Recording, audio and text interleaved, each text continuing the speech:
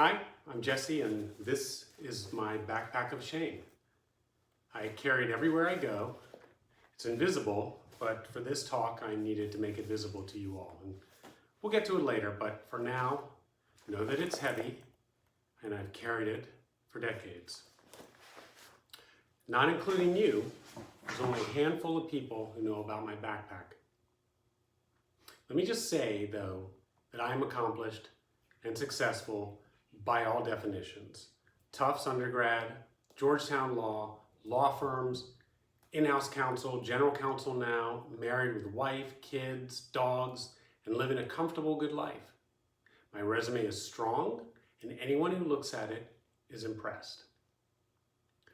But I realized from a young age that I saw the world differently, and not with bright colors or artistically or through math, but rather through a cloudy window. And when my friends would be out playing after school, I'd be struggling through homework, trying to make sense of the things I was reading and writing, not understanding why they had so much free time and I did not. Didn't we have the same homework?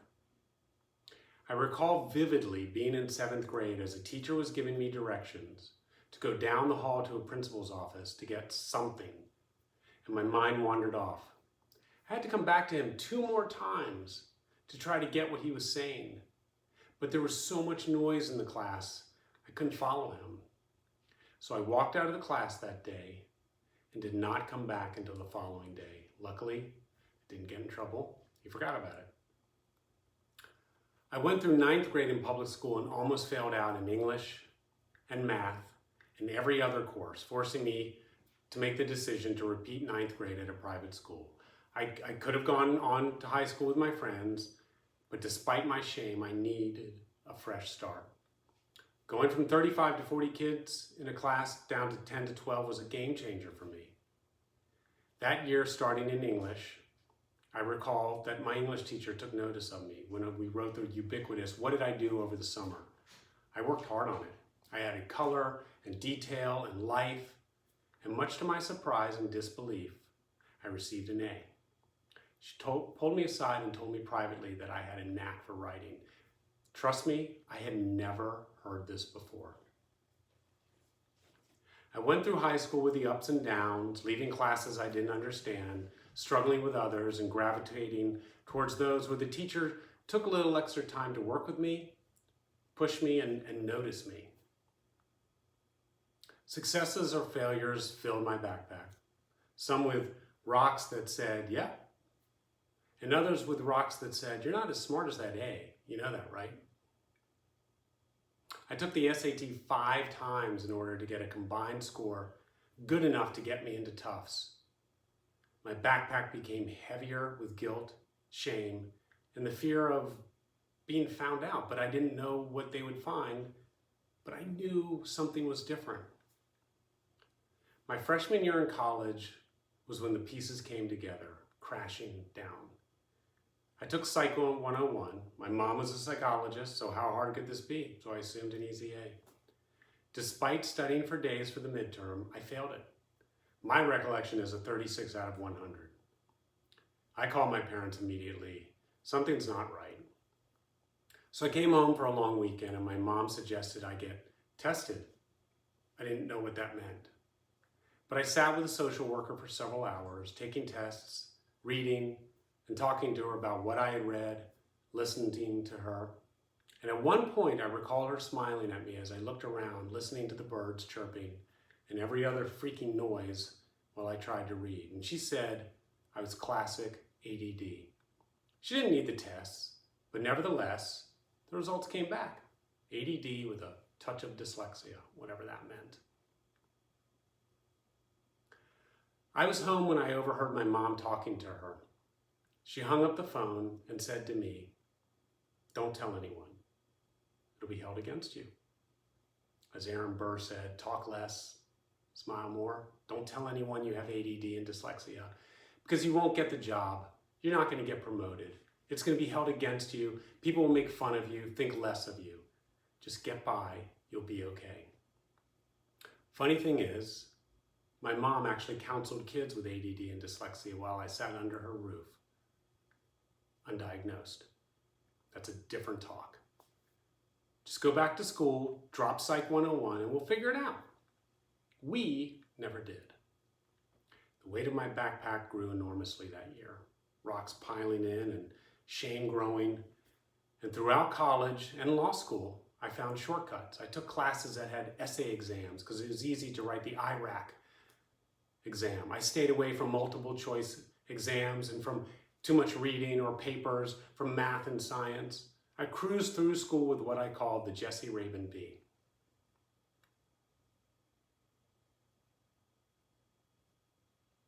To give you some insight into my brain,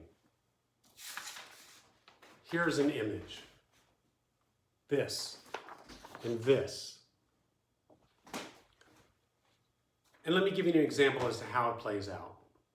My wife will ask me on any given day, can I go to the basement to get the sheets from the dryer and also bring up some paper towels? Sure, be right back. 30 minutes goes by and I come upstairs with a power drill, some raviolis, some napkins, and some soap. All random. My wife looks at me and she says, oh, there you are. Where are the sheets? Totally forgot. Be right back.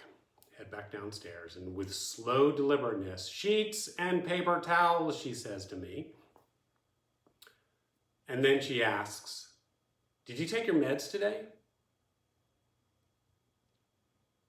Another way this plays out is my wife will come to me and start talking.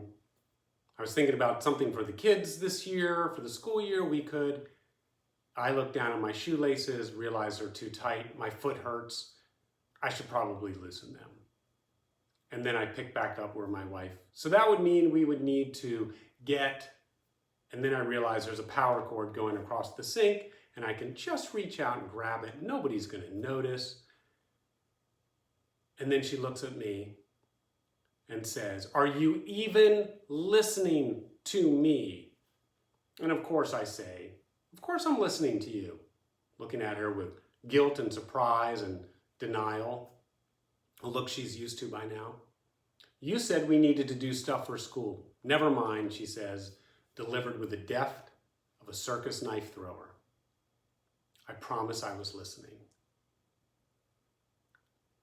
She understands I struggle and sees when my eyes glaze over because I'm suddenly drawn to something else, not more important than what she is saying, but different, shiny, bright, crinkly, noisy. When I went home to North Carolina to study for the bar, during the first few days of studying, there was a dog that barked incessantly in my backyard neighbor. Bark, bark, bark, bark, bark. I remember the pattern. It was a drum, like a cymbal, like a tuba, banging, loud, consistent. I told my mom about it and she looked at me and said, what dog? My dad thought I was crazy. I also asked him about the noisy birds, the clanging of the dishes when someone was emptying the dishwasher. And what about the shower turning on the other side of the house? The water running through the pipes. And then, of course, there was, boy, I'm hungry. What will I have? I've read 2 pages. How much is left? I can balance a pen on my finger, and on and on.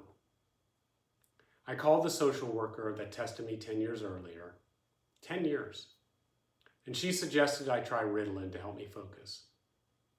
I had to give my test results so I could get the Ritalin, which I promptly did, but I didn't understand what it could do for me. But within 20 minutes of taking Ritalin, my world changed. The dog was silent, the dishes didn't clang, nobody took a shower in my house anymore.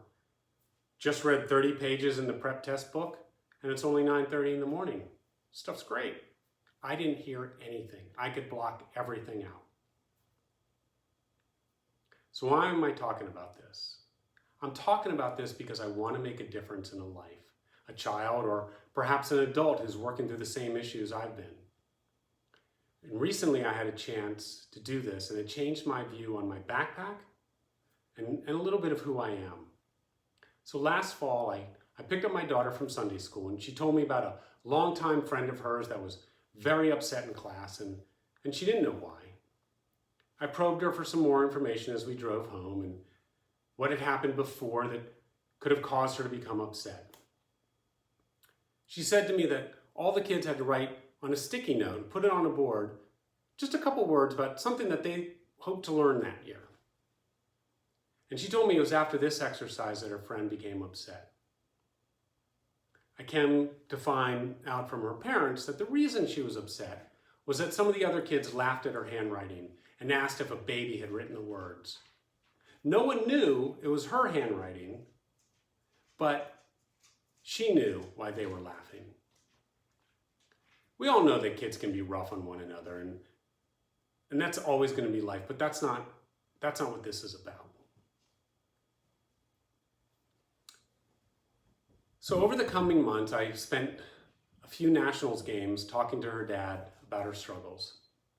They had gone from the local public school to a private school, hoping more attention would instill more confidence would help her blossom to the kid they knew that she was.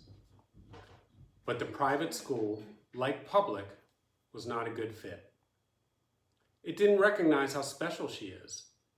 And he let me know that they were starting to look into other schools designed for kids who looked at the world differently, who took in life in a special way and could help her realize her potential.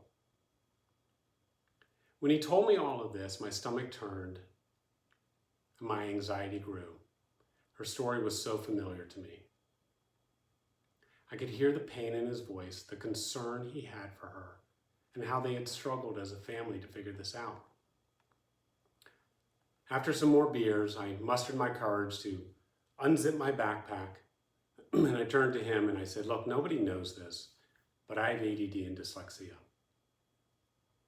I think I know what she's going through. I know about the shortcuts, I know about medicine, I know about frustration, I know about tears, and I know about shame. And I think I can help." He looked at me with compassion, but also with a look of, "I had no idea you're so accomplished," which I get. Between at-bats and more beers, we talked, and I spilled out a lot to him. It felt safe to me, and I could see in his eyes the appreciation, the warmth, knowing that I could offer him something not many could. I told him it was okay to tell his wife about our talk, and I'd be happy to talk more about it. I came home that night and told my wife. And that night I also felt a small rock fall out of my backpack. In December, they made the decision after tests and many discussions and soul searching to send her to that specialized school for kids who looked at the world differently. Within a week of going, she was smiling. She was enjoying reading for the first time, enjoying writing for the first time, but most importantly, she was enjoying being a kid. Fast forward 4 weeks, and I was lucky enough to be sitting beside her at a dinner. I asked her parents if it was okay if I could talk to her, and they said yes. But it would mean that she would know that I knew. And without missing a beat, they said, of course. So between the main meal and dessert, before any sugar could rush in and derail my message, and after some brief chit-chat about her new school, I leaned over and I said, you know who else has dyslexia? She turned to me wide-eyed and said, who? Me, I told her. And her answer was, but you're so smart. How do you have dyslexia? I told her that some of the smartest people in the world have dyslexia, and for many, it is a gift once you realize how to harness it. I told her she was lucky because her parents and teachers were now helping her learn how to fully realize her potential and how to utilize such a special gift. She smiled at me and giggled a little just as the ice cream sugar rush began. And for a moment with one child, I made a difference. And that night, another rock fell out of my backpack. Look, I'm going to be honest here. I was never given the chance to view this as a gift. It was always hard for me. And again, it goes back to don't tell anybody. So this backpack of shame, as I call it, ADD with a splash of dyslexia, has been on my back for a very long time. It's familiar to me, and I'm used to it, but because of this little girl, I also know the only way I can begin to lessen my load is to talk about it. Myself, though, I have to say I wonder if I had had a cheerleader, a mentor, a friend, where would I be now? What would be different? Would I have had the same fears about being exposed? Does anyone detect it when my eyes wander or I ask somebody to repeat something for the third time? Because no matter how hard I try, I cannot focus long enough to get their point. And then the question I've always asked myself, am I not smart enough? Am I dumb? Do I belong here? So as I said before, I'm successful by all measures. And yet, what is success unless you can help others and make a difference? So here I am exposing myself, taking rocks out of my backpack, still on my journey, hoping to make a difference for a child or an adult. And while it's taken me a while to get here, I know I can help others in their journey now more than ever. I really appreciate your time today. Thank you very much.